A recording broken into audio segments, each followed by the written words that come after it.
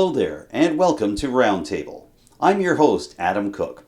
On this week's show, we have a brand new panel discussion for you, this one centering on immigration issues. That's coming up in just a few moments. We're also going to have some recaps of recent issues that came up at Richmond Municipal Council's latest Committee of the Whole meeting, dealing with everything from newspaper delivery in rural communities to the potential development of new walking trails near a former limestone quarry in Irish Cove. But we begin with a discussion on newcomer and settlement issues for Cape Breton Island. This is the second consecutive December in which Roundtable has had such a panel, and this time around we're pleased to welcome three different people from across Cape Breton Island who are working hard to not only bring new people to different parts of Cape Breton, but also to keep them here and help them to feel comfortable in their new homes. We'll get that discussion going in just moments as part of our regular segment here on Roundtable known as The Front Porch.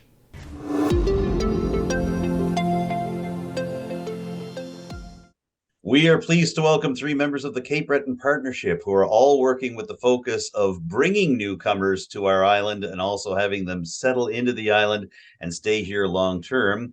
They are all part of the Cape Breton Partnership. We are pleased to welcome from Port Hood, the coordinator for the Cape Breton Connector Program, Katie Jamieson. Katie, thank you for joining us.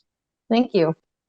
We have as well from Sydney, Danny Mumbercat, who is the Immigration Engagement Coordinator for the Cape Breton Partnership. Danny, thank you for being along with us tonight. Thanks for having me. And we're pleased to welcome the coordinator of the Cape Breton Welcome Network from her office in Sydney, Jessica Fogarty. Jessica, thank you for joining us on Telile. Glad to be here, Adam.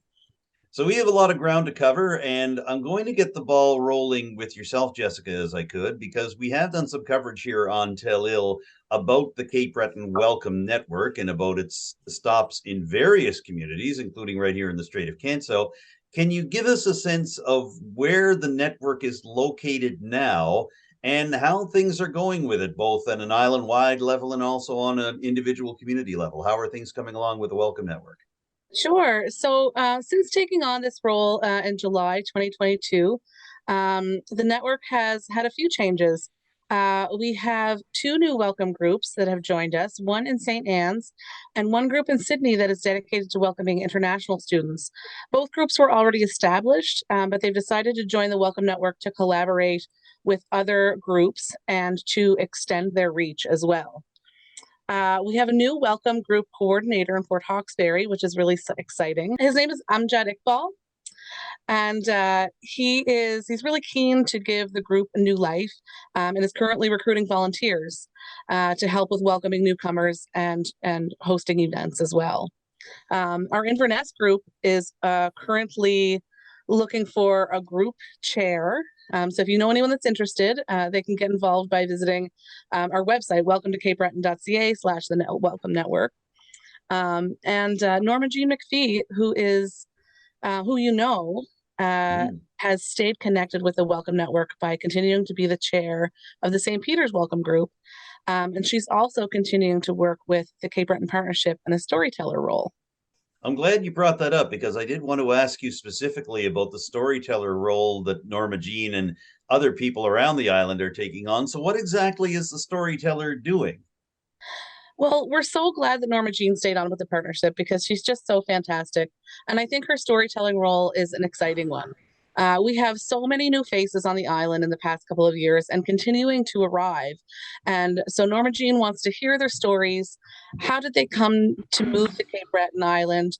What brought them here and what made them want to stay? And what are their ambitions in their new life, in their new community?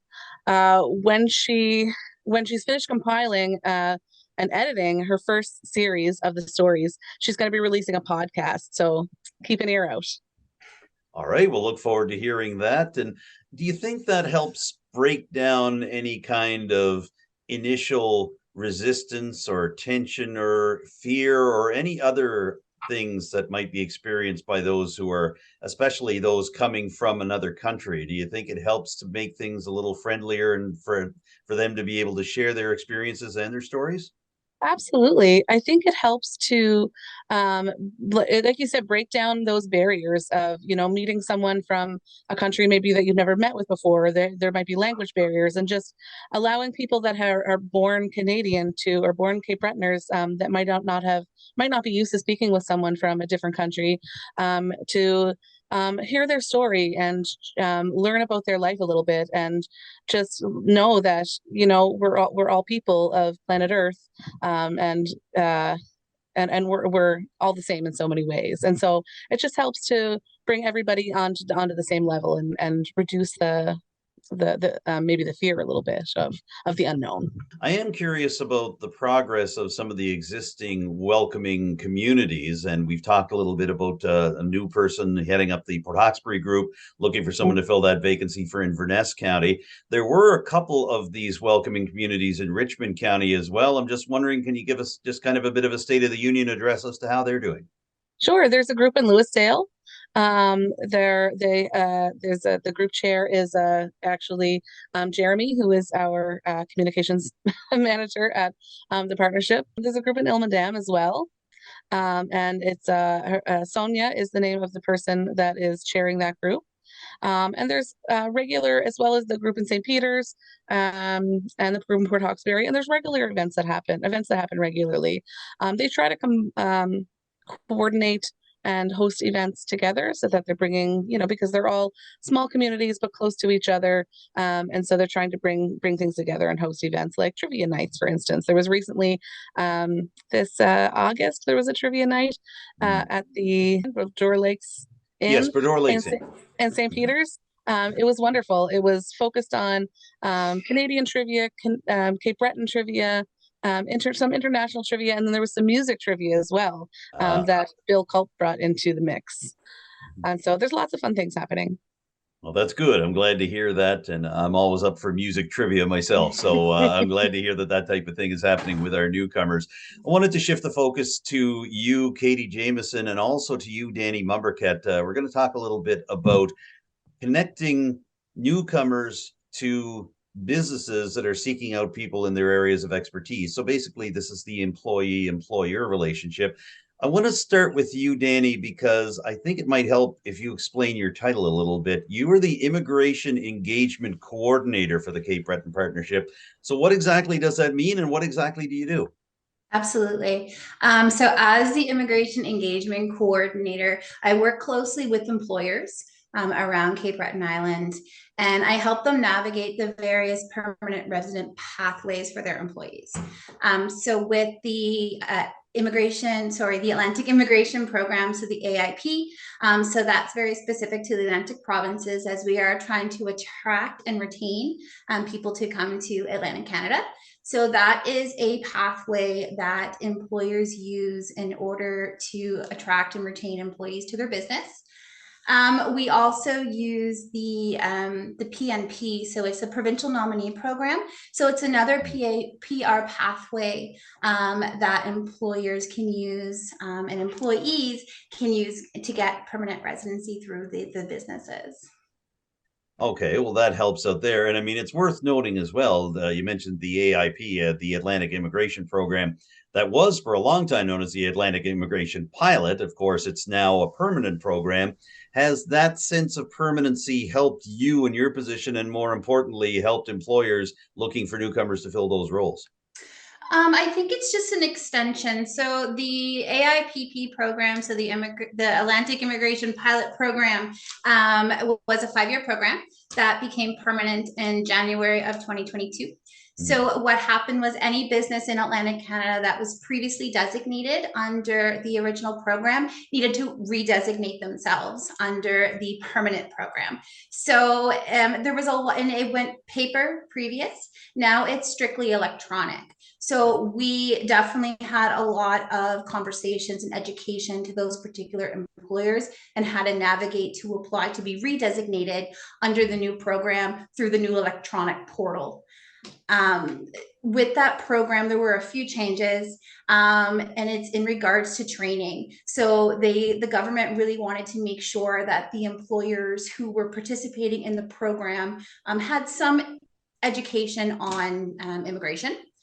So IRCC puts on an onboarding session. It's all through Zoom. It's about 2.5 hours long. And they run down just immigration 101, what it looks like to get a work permit, what a NOC code is, what the AIP program does, what the PNP program does. So that is a mandatory session that all employers need to take before getting designated.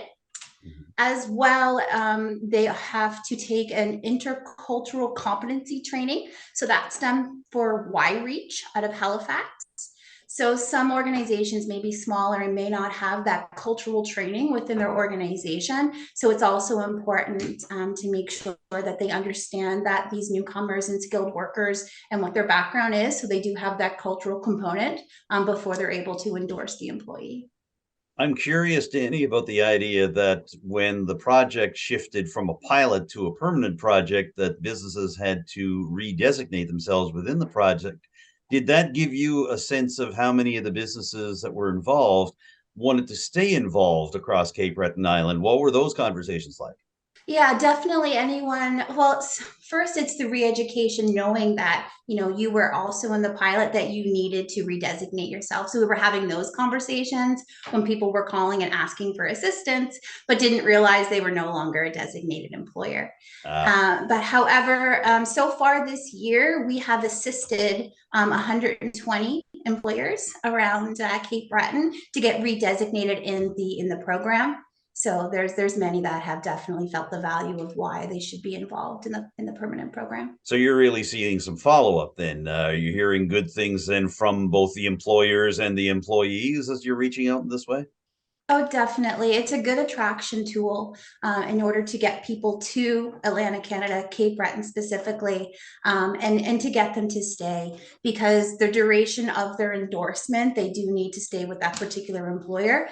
So you're looking anywhere between 1 year to 2 years of employment for that particular employer out of the employee. So it's definitely a retention tool.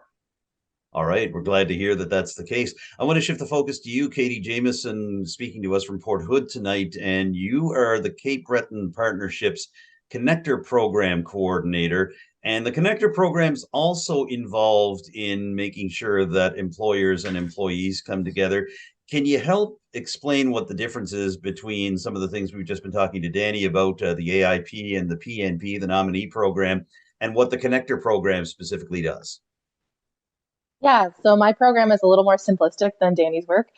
She works on the immigration side of helping people find their way here and find employment in that way, whereas I work in the field of networking. So I help newcomers and new graduates build networking connections in hopes that that will help with their employment. So people who are from a different country, migrating from a different part of Canada, which has been a big uptick since COVID, as well as people who are moving amongst communities in the island. Okay. So what has that process been like for you then, as you're overseeing this program and you're speaking directly to some of these newcomers, but also to some of the potential employers? What has that been like for you, and what kind of trends are you seeing? Yeah, so I'm definitely seeing a lot of trends coming out as I get further into coordinating this program. A big one is that there's an issue with newcomers being able to access our job market. A lot of our jobs are word of mouth. I think it's over 80% of opportunities in Cape Breton tend to be spoken and never listed anywhere.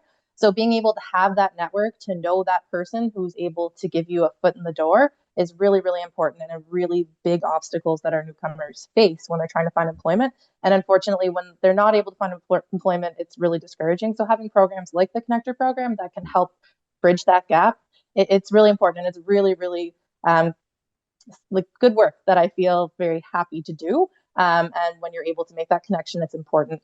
And from the employer side, they really get a lot out of it as well. They get to give that feedback, help that person build their career here and want to stay here, because you can live anywhere, or you can work anywhere, but you can't live anywhere. So living here with the communities that we have across the island is a really great thing. All right, I want to pick up on that phrase across the island for just a moment, and anybody can jump in here at any time. Obviously, there are a few things drawing people to the urban areas of Cape Breton Island, Cape Breton University being among them, NSCC currently developing the big new downtown waterfront campus. That has been big for bringing people over as well. And just the natural communities that have been built up in the Sydney Glace Bay area over the years. Is your job, any of you or the Cape Breton Partnership in general, is your job harder to bring people to rural parts of Cape Breton Island to say, well, you can have a new life that's fulfilling in Mabu or in Port Hastings or in Ayrshire or in Middle River as much as you can in Sydney Glace Bay? What has that been like for you? I think there's definitely different challenges in rural versus urban living, especially in Cape Breton, where we have such rural communities and they're small, tight-knit communities. So settling in those communities, there definitely is obstacles, but there is a lot of interest. I know with the people I work with, for instance, CBU students, they love rural Cape Breton. They dream of it. They want to be here. I can think of a success story somebody was telling me about in Mabu, where they worked at the Red Shoe all summer. And they fell in love with rural living, and that's what they want. That's where they want to put their roots down and grow their careers and grow their families.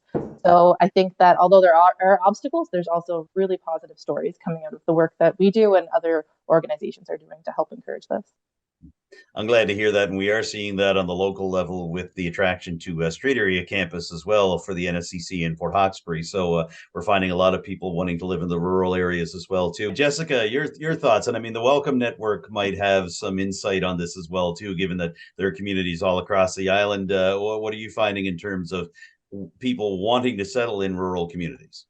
Well, one of the things that the Cape Breton Partnership encourages or is trying to do is grow the idea that you can live anywhere on Cape Breton Island and have a career and build a life, and making those rural communities more accessible to be able to do that. So with the Connector program and the Welcome Network, we're trying to create events and activities and networking opportunities to help people that want to move into those communities or want to become a part of those rural communities, access them easier. So, for instance, coming up in the new year, Katie and I are collaborating on hosting some trivia nights in some rural communities that don't have welcome networks yet. That we would like to maybe have a welcome network there, so we can get local folks that were born and raised in Cape Breton and newcomers together in the same building to network and to share stories and to get to know each other, so that those opportunities arise for the people that are interested in staying in those communities. And I know for myself, I'm one of those people. I lived away from. I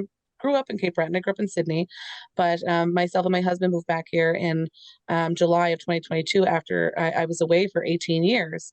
And so I'm feeling like a bit of a newcomer myself, and I want to settle rurally. So that's something that I get to have the opportunity with to do so easily by working with a partnership, because as long as we have a good Wi-Fi connection, I can kind of choose the community that works best for me. And so I want to be able to help other folks that want to do the same thing find those opportunities as well. Two of the three of you here, your jobs are to match up employers with employees in terms of newcomers and settlers here. Can you speak a little bit to your roles and the partnership's role in particular in not only making this a cultural shift for Cape Breton Island, but also an economic shift and a growth shift for Cape Breton Island? Either of you jump in. Yeah, so the Cape Breton Partnership, with all our various programs, supports employers to fill labor gaps throughout immigration streams. So as I said previously, provide education for employers, workers, international students, and graduates on options on why they should stay in Cape Breton.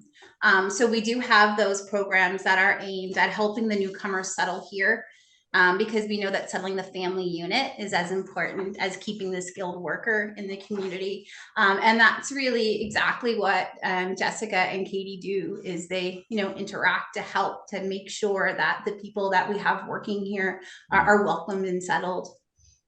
Do you think there's any kind of pressure on newcomers that have been here for a while and might be considering moving off the island, because we do see a trend towards that of wanting to get to some larger urban centers, moving to different parts of Canada and let alone different parts of the Maritimes? Do you think that those that are coming understand that they are part of the process of building and in many cases rebuilding a community here in Cape Breton? I think in the discussions that I've had with newcomers, that they very much so understand that, and they're excited. They're so excited to be a part of that and to be a part of our communities and really dig into what it means to be a Caper, what it means to be a Cape Bretoner, and they're excited and they want to be here. And I think that hopefully, and I'm hopeful, maybe optimistic, that that trend is changing. I think that the want to stay here is starting to override the urge to go somewhere more populated. And a lot of people are moving here because it's not populated. I know one man I was talking to said he moved here from India because it was the least populated place he could find. And he said it was amazing and frustrating that we weren't more developed, considering we had 3 sides of an island open to the Atlantic Ocean. And he gave me a very long lecture about how economically that is a good thing. So they're very excited, and it's great to see and great to hear. So you never know when you're going to have a learning experience in a situation like this. So that's great. Now, I want to ask a little bit about the kind of cultural groups and backgrounds that you're seeing. And part of the reason I'm asking this is because we have seen the Ukrainian picture dominate over the year, not just in terms of the general news cycle, but also in terms of immigration. And I mean, we've seen that around Nova Scotia, many different groups, including government departments, working to find ways to integrate those who are fleeing from the war, to be able to find places in everything from the basic professional economic sector to things like the healthcare sector, filling vacancies in different medical centers and hospitals. But from your perspective, and I mean, anybody answer that wishes to answer, how big is that Ukrainian picture right now, and how has that affected the work that all three of you do and that the Cape Breton Partnership does in bringing people here and settling them here? Yeah, so the displaced Ukrainians. So, of course, we are an economic development organization. So, again, we are aimed at supporting employers to fill those labor gaps. As such, we may support the displaced Ukrainians through our employment-based streams, but our services really aren't aimed at that particular group at this time. I know that Trina from the Y-Reach there in Port Hawkesbury works very closely with the displaced Ukrainians, but just what we're doing right now, I know I myself really haven't had much interactions with that particular group of people. But I know that locally here, going back to the AIP, we can group exactly what type of nationalities we have been supporting through that program. And the top of those would be India, China, and Nigeria. And that's been a trend that's been happening for many years in terms of immigration and newcomers to Cape Breton Island as well, those particular areas, yes. Any thoughts from you, Jessica or Katie, on the Ukrainian picture and how that's impacted the work that you do and how that's impacted the general stream of newcomers to Cape Breton? As of yet, I haven't worked with any of the displaced Ukrainians. However, I'm always here to support in any way that I can, and I do work closely with Y-Reach. So I have heard some of the stories of them settling here while they await to see what happens next. But the Connector program does work with people from a large range of nationalities from their home countries. That really depends on where on the island you're at. And it's pretty broad, but similar to what Danny said, those are the top 3 countries that I see people coming from. But there's also a large group of people in more rural areas like Port Hawkesbury, Richmond County, and Inverness County that seem to be coming from the UK as well as from the States. So that's another big component. Danny, you brought up Trina Sampson working out of the Y-Reach office. And of course, she has taken on that particular role for the entire province. And so we're hoping to be able to get her on the program for an interview in the not too distant future, once things settle down for her a little bit. But that being said, I want to talk a little bit about partnerships with the folks at Y-Reach, at the YMCA, Nova Scotia Works, the federal and provincial governments. Can you talk a little bit about how this really is a group effort? It's not just the Cape Breton Partnership. It's not just any of the 3 people here or any of your colleagues. Can you tell us a little bit about the importance of having people like Trina Sampson on board to be able to coordinate not just the community efforts, but the provincial efforts as well? Yeah, absolutely. So she is a wealth of knowledge. As I said previous, I have a lot of connections with YReach as well as locally CBICI here, because with the AIP program, it's mandatory for them to do a settlement plan with a settlement provider. So what happens is when the particular employee is endorsed by the employer, there's certain criteria that they need to submit, and one is a settlement plan. So they meet with Trina or they meet with Nadine here at CBICI, and they create a plan of how they are going to settle here in Cape Breton, even if they're already settled. They just want to make sure that they know what the housing situation looks like, where the grocery stores are, financial, what banks they should use. So working closely with those settlement providers kind of connects the community with the program. As well as the province. The province is definitely our go-to for any sort of information that we require to keep up to date with immigration. We collaborate on most things. We do job fairs together, we do workshops together, and we really work to make sure that, the LSI and Cape Breton Partnership kind of stay connected and work together in order to, help the newcomers move and thrive and work in Cape Breton. All right, good to hear that, Danny. Jessica, did you want to jump in on that in terms of your perspective from the Cape Breton Welcome Network? Sure. So, you know what, working with the Welcome Network, I'm always having people reaching out to me. One of the first things I do when a newcomer reaches out and says, we want to be a part of the Welcome Network. One of the very first things I do is email them personally, give them a call, but send them a list of resources from things like looking for like the Welcome to Cape Breton website, how to reach YReach, how to reach CBICI, how to that they can access 211 just for information and to access those resources. It's one of the first things that I do is let them know who else is involved, who else they can reach for resources from, and who else can help, because it really is a community effort. We're all in this together. Very much so. Katie, did you want to add anything on that from your perspective as the Cape Breton Connector Program Coordinator? Just that there's a lot of people working to make sure newcomers are getting all the supports they need. There's the YMCA, Nova Scotia Works, NEDAC, YReach, Nova Scotia Health and all of their workers, CBICI and SEC. The list goes on and on. It's not just us. There's a large group of people, and we all work together. And I think that's what makes it successful, is that we're all willing to work together for what they need and what helps them stay here. All right, as we're winding down our panel discussion, everybody, I wanted to ask the question about where we go from here.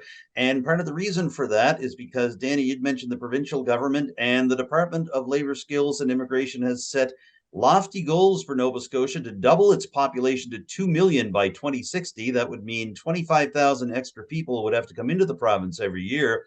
What do you feel in terms of that target and about Cape Breton's role in that target? So basically, what are we looking at for the next few months to the year to come in terms of being able to reach those goals? And do you think those goals are attainable based on what you folks have been seeing over the past couple of years? Absolutely. We were really lucky to have a census just come out.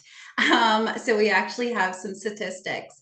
So from the 2016 to the 2021 census, Cape Breton had over a 200% increase in temporary residents. So those who are on study permits or those who were on work permits. This is, of course, due to CBU as they continue to grow. And we aim to support as many international graduates as we can in Cape Breton in order to keep them here, to keep that number rising.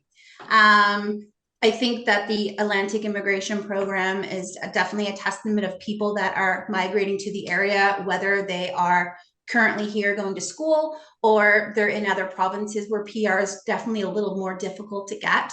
This is a good attraction.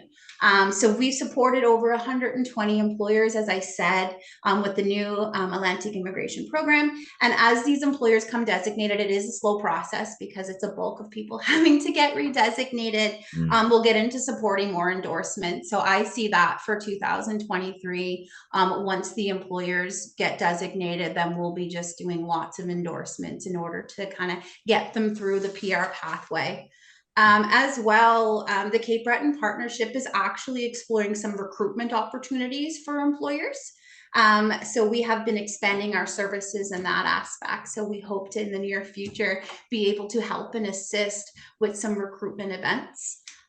We had a colleague actually go to Destination Canada in Paris and Morocco. So she was able to go represent Cape Breton Island.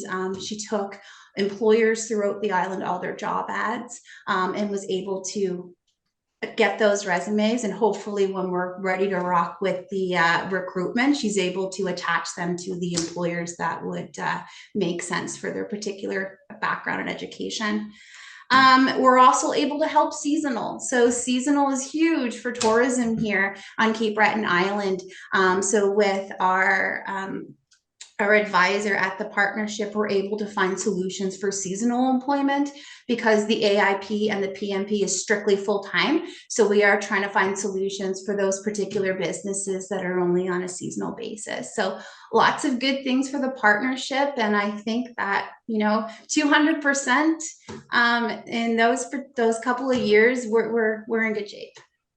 Hard to argue with a number like that. You're Yeah. right. Thanks, Danny. Yeah. Katie Jameson, your thoughts about where we go from here? Just kind of picking up where Danny had left off there, looking ahead into 2023. What are you thinking? Yeah, I think that 2023 looks pretty bright from here. I think especially in the field that I work in with networking, coming out of COVID, everybody is ready to get back in person and get back meeting people. And that excitement and that eagerness to network, I think, is going to be great, especially looking at increasing our population, at having more newcomers. So I'm looking forward to more networking and getting to know more people. So I think that things are looking good. They're looking up. All right, that's terrific. We wish you well in the Cape Breton Connector program. Last word goes to you, Jessica Fogarty, on behalf of the Cape Breton Welcome Network. Your thoughts as we look into 2023. You've talked about some of the events that are coming up and some of the new committees that are forming, but just what's your general outlook for the progress of the program and the welcoming of newcomers to Cape Breton Island as the new year approaches? Well, in the new year, we're really looking to expand the Welcome Network and reach more people, find new ways to support newcomers as soon as they arrive, and introduce them to opportunities and events and activities in the community, and help them find a sense of belonging in their new home. We really want to, what I really like to see is right now we have 12 welcome groups. I'd really like to bring it up to 20 and have a welcome group in all of those communities that don't have them yet. I'm really also looking at, right now we have a CBRM welcome group, and I really want to divide that up into smaller welcome groups for each one of the communities in the CBRM, so that we can make it just that much, a little bit more personal, and make sure that we're just reaching those folks as soon as they get here. So right off the bat, they know that they're welcome. They know that they do belong, and that we want them here, and we want them to stay. Mm-hmm. Well, that's a good note on which to end it. And I know you've spoken a couple of times about trivia nights, and I can guarantee you we certainly know there is nothing trivial about the work that any of the three of you or your colleagues at the Cape Breton Partnership are doing. Thank you all so much for joining me for this special roundtable discussion on Cape Breton immigration. And we wish you all the very best for the holiday season and all the folks that you are dealing with on a daily basis as well. Thank you all so much for taking part this evening. Thank you. Thank you. Jessica Fogarty is the coordinator for the Cape Breton Welcome Network. Danny Mumberket is the Immigration Engagement Coordinator, and Katie Jameson is the coordinator of the Cape Breton Connector program. They all are from the Cape Breton Partnership, and they've joined us here on Roundtable here on Telile Community Television.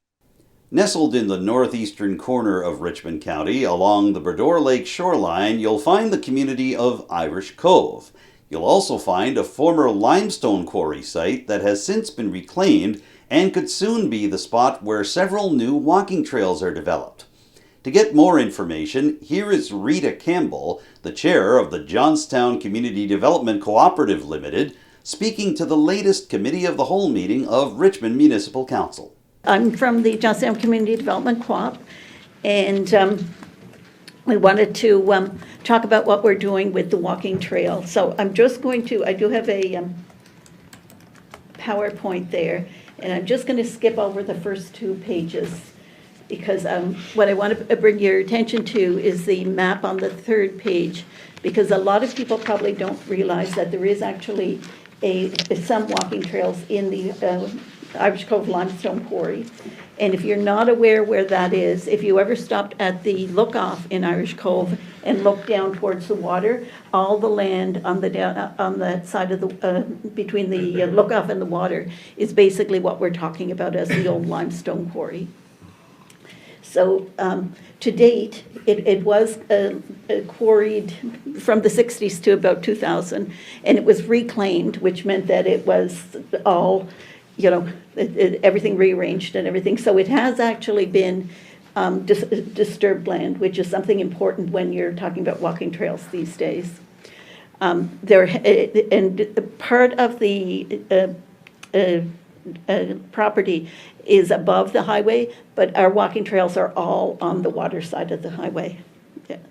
I'm just going to flip to the next thing here. So people have been walking through the quarry to date.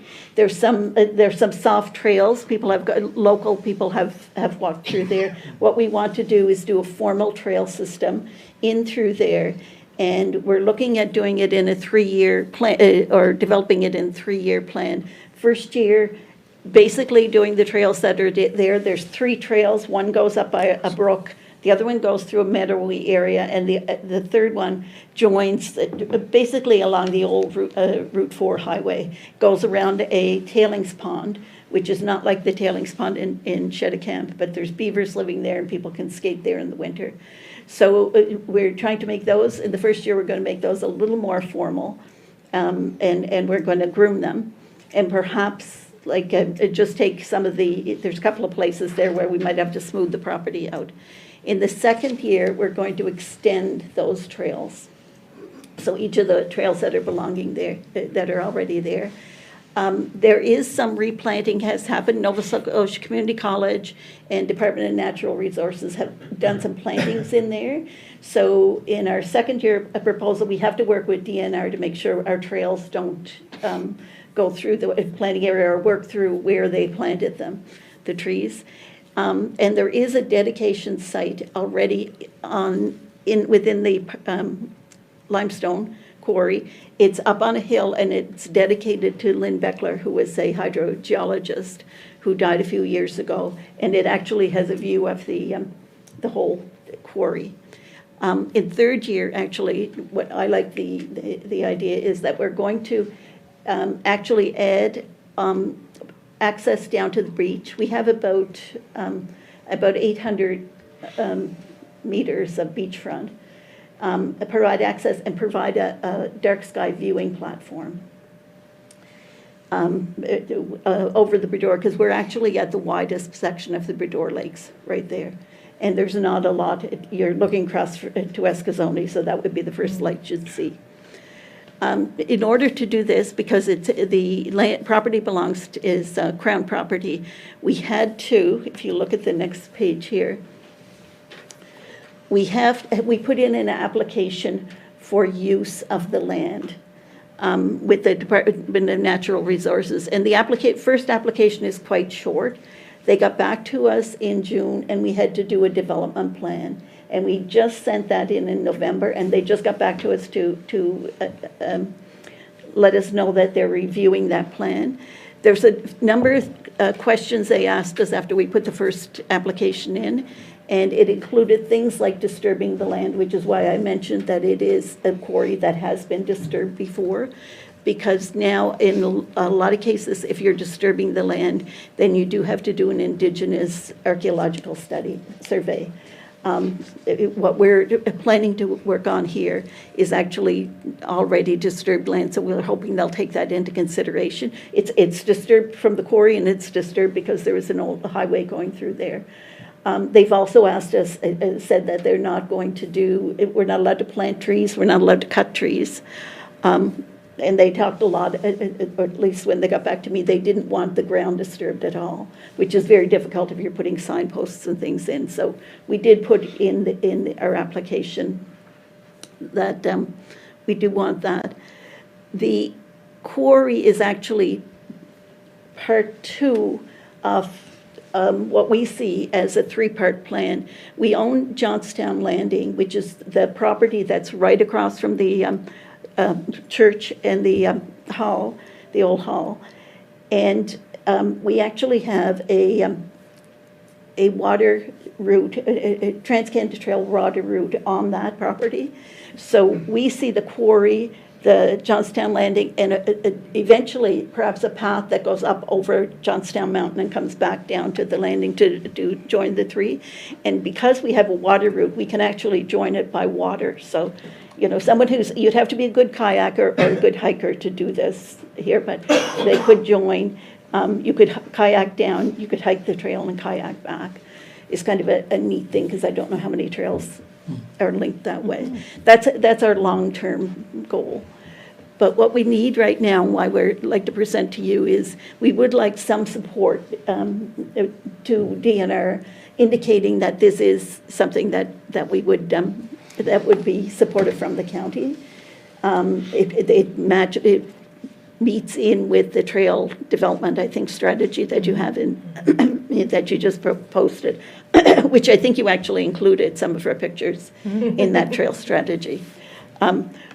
We're also working, of course, with the Boudreau Lake Biosphere, with their goal of having trails around the whole of the Boudreau. That's great. And yeah.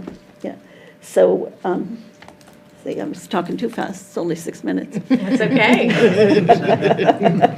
Yeah. So a couple of other things, as I said, we see it as the things we want to do in there. We don't want to disturb the environment. We can do it. It's actually quite nice walking area there now, because there's a part that goes through what we consider a meadow. There's a part you can walk kind of along above the shore. There is parking on the one end. It's not a big parking lot, but if it's the old highway, if you go down to where Lakeshore Drive East starts and drive right to the end of the highway, you can park probably about half dozen cars with no problem there. We don't see that this is going to be anything like, you know, as I said, in Shedicamp with that tailings pond they have there. This is not a beautiful blue tailings pond, but we do have, you know, it is nice, and it's got, you know, a nice little beaver in it that you can watch if you're going by there. So to us, we're going to try to do it very environmentally friendly. We don't want to put gravel paths. We just want to mow it. And right now, we're just walking on trails that people have gone through ATVs. That's the other thing I should mention. It is going to be strictly a footpath. Cross-country skiing, walking, you can go in there skating in the winter. And ATVs only for safety and security and for keeping the trails through. But it's not exciting enough for an ATV, really, to attract a lot of ATV usage. But it is, you know, we do want to keep it as a foot trail. And actually, that was one of the things from DNR, is they did not want this as a multi-use trail with ATVs. So on my last slide, I just mentioned that we would like a letter of support, if that's something we could get from you. We have been developing this for a few years now, working on this, very much in our own, you know, kind of world down there, and we haven't been participating in any of the strategies. So we see that as like that. There's actually nice development down there for the other end of the county, so it's nice there. And of course, like everybody else, would like to be on the radar for grants or funds that you've got. First year, we expect that we estimate that it would cost us about $15,000. Second year, about $12,000, and third year, about $6,000. Those are, you know, broad estimates really at this point, especially this third year, because I have no idea what it would cost to build a viewing platform. I'm sure what it would cost now would be different than what it would cost in, however, you know, in a couple of years' time. So we've learned, right? Yeah. So, yeah. And the other thing we see doing in there, because there are people actually in there doing research. Cape Breton University research is going on in there. We have on our committee, we're very fortunate to have a hydrogeologist, Fred Beckler, on the committee. And he sees this as a wonderful site for teaching and doing citizen science. So the signs we're putting in there, we are going to have QR codes on them and link back to science. In particular, things like the Irish Cove Brook, have people post the pictures as climate change, or as time passes. I noticed that after the last Hurricane Fiona, a lot of people posted what happened to the Irish Cove Brook there. So this is a way for scientists as well to keep track of what's going on there without actually being there. Okay. So if anybody has any questions. Thank you, Rita. Does anyone have any questions for Rita?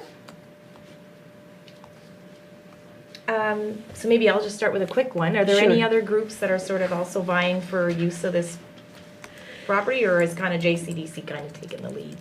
Well, JCD, as I said, the local members of the local community are in there, and they're doing things, and they're on our walking trail group. We had a public meeting, and a number of people have indicated interest on keeping it up. They're also interested in going over the mountain, but that's, it's longer term. In the future. Because we have the Johnstown landing, it naturally fell under JCDC, that we didn't have another group in there.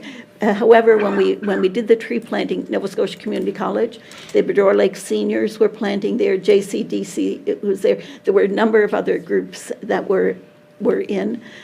We probably have too many groups locally as it is, because we have the parish, the fire department. For a very small community, we've probably got about 5 groups going. So it was kind of nice that we put the walking trail within JCDC so that we didn't have to start another one. Yeah, that's great. Okay.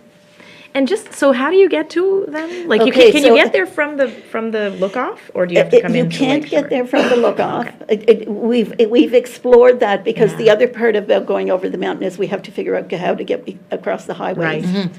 But right now, after you pass the look-off and keep down towards Irish Cove, just where you see the beach, there's a road that goes in there. Right. You could drive all the way in and just park, and there's a bridge that's blocked, so you can't take your vehicle in, and you can just go for a walk there. So you can go to the left and just do a small loop, go to the straight, or go to the right. Or go right and then left. Mm-hmm. We can, if anybody was interested, we have somebody who will take people through a walk there. We have a number of people who walk there every day, actually. Howard being one. I don't know if you still walk there every day, Howard. It's a good place to take dogs. Right now there is a bit of hunting in there, I think.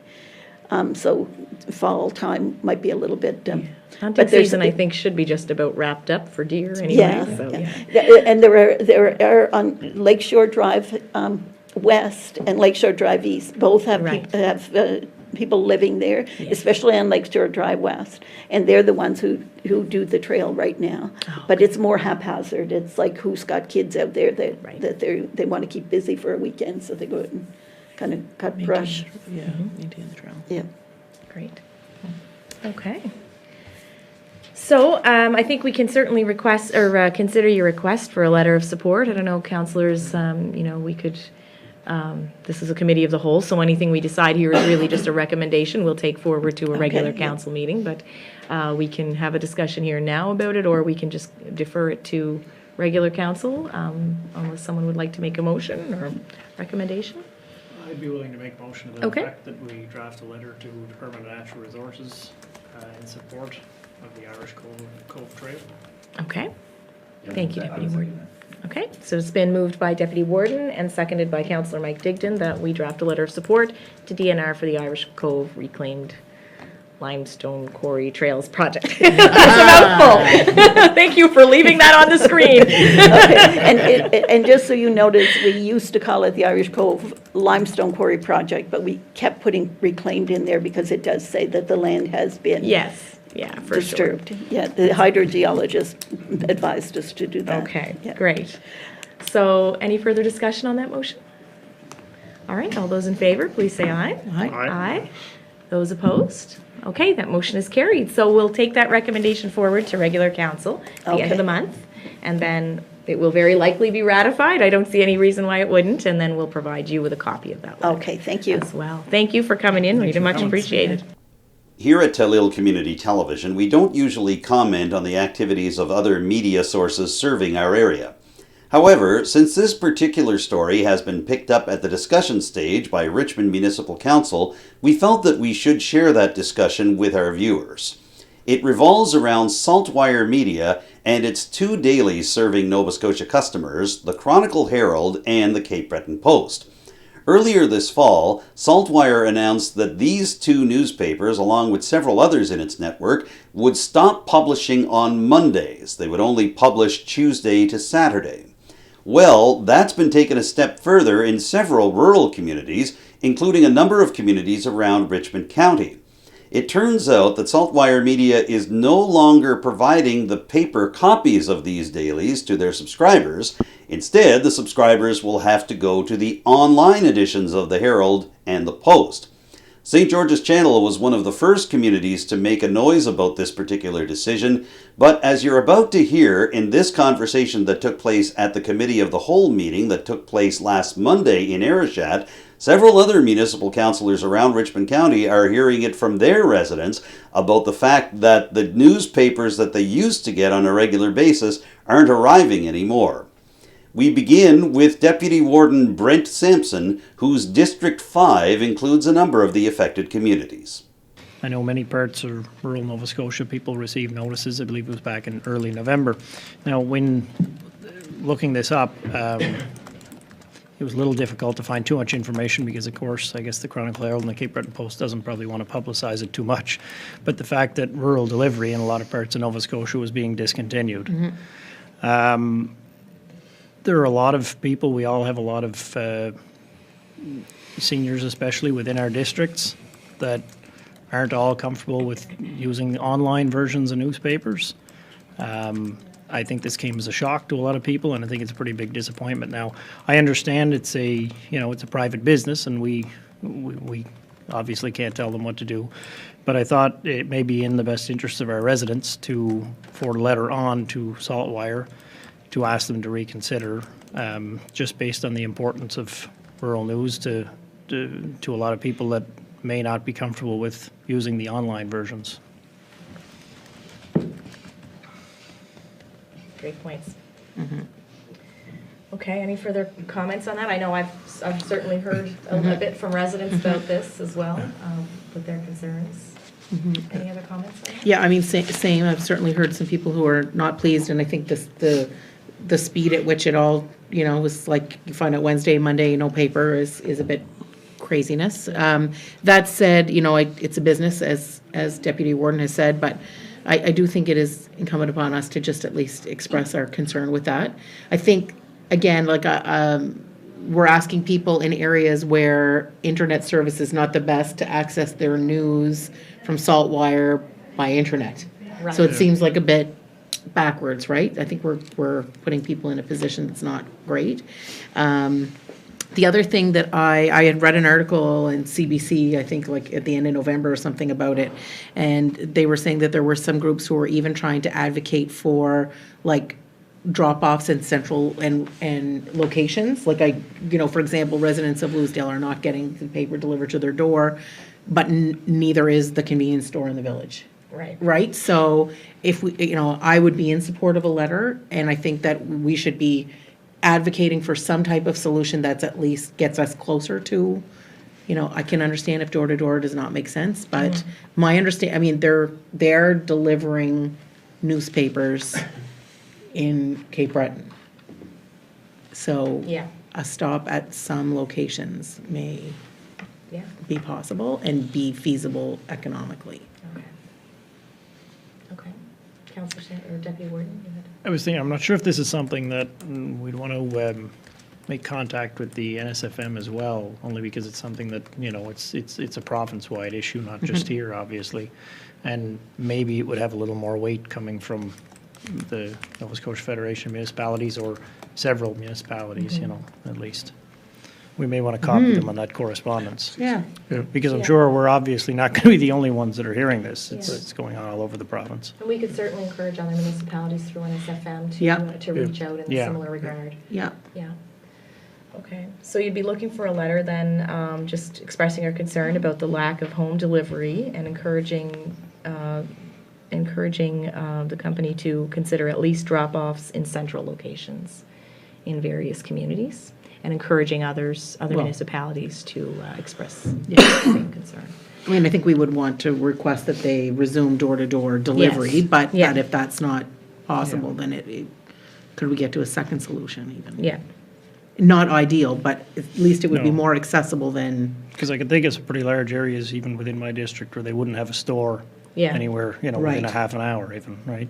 Right. Yeah. Mm-hmm.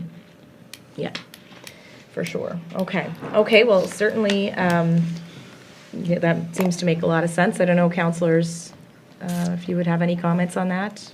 No, I agree with both, actually. One of them being the, ask for the door-to-door convenience. However, I'm sure they pulled the plug for a reason, and I'm sure, be it business, financial, whatever. But again, I like the idea of, if in worst case scenario, maybe a central location, at least some people may have the opportunity to still. Or as central as humanly possible. Or as central as humanly possible. Deputy Warden, it's, okay.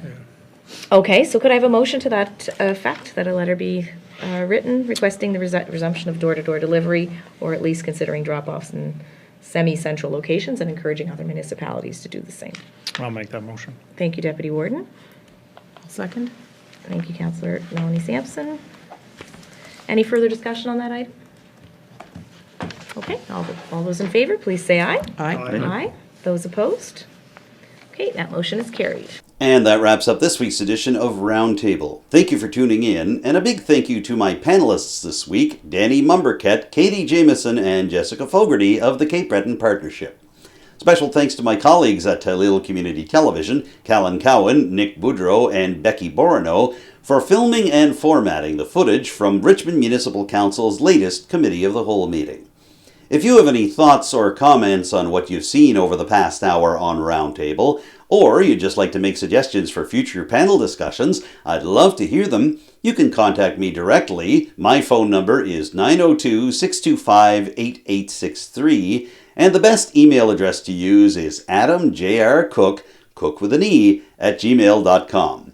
You can also contact Telile Community Television directly with your thoughts and suggestions. The station phone number in Arishat is 902-226-1928, and you can send an email using the address telile@telile.tv. Don't forget to follow Telile on social media. We're on Facebook, Twitter, Instagram, YouTube, and now TikTok. And our YouTube channel features every single episode of Roundtable, including this one, as well as our sister program Telile 24/7, and several great new shows that my Telile colleagues have recently produced in English and French, and some blasts from the past as we dip into the Christmas archives here at Telile. For now, I'm Adam Cook. Since this is the last episode of Roundtable that will air before Christmas Day, I'd like to wish all of our viewers and their families the very best for the Christmas season, and we look forward to seeing you again in 2023 with brand new episodes of Roundtable. Bye for now.